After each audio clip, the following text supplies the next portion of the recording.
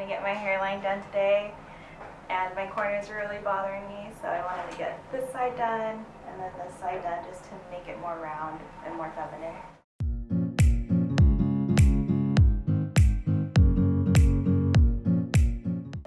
Huh? How good do I look? How good do I look?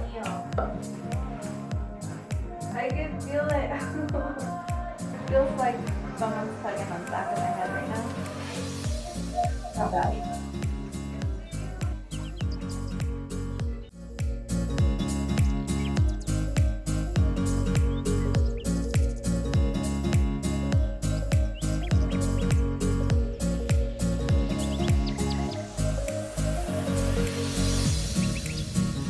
The day of my hairline lowering surgery, I felt pretty nervous. I was excited though because I've been wanting to have the surgery, but I just didn't know what to expect. So I'm really happy with kind of how it frames my face better now. I don't feel like my hairline's as harsh. I've been wanting to have the surgery for a while.